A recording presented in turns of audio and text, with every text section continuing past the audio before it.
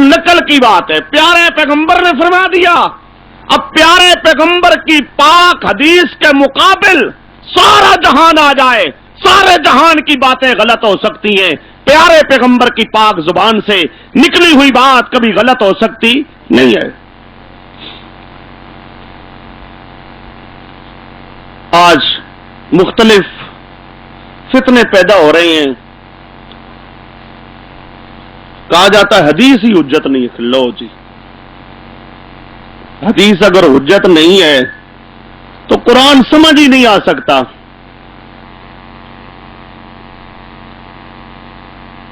قرآن پاک کی تشریح ہے پیارے پیغمبر صلی اللہ علیہ وسلم کی حدیث۔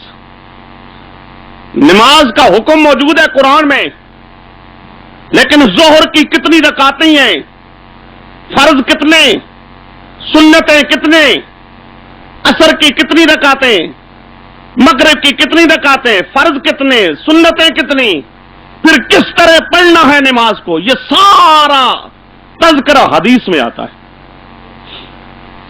اب اگر انسان حدیث نہ مانے تو قرآن کو بھی مان سکتا نہیں ہے۔ اور یہ اصل میں یہ عقیدہ جی دجال نہیں آئے گا، یہ اس قسم کے دجال خود ہیں یہ جو اس قسم کے عقیدے اختیار کرتے ہیں، یہ حدیث کے منکر ہیں، معجزات کے منکر، پیارے پیغمبر کے معجزہ معراج کے منکر۔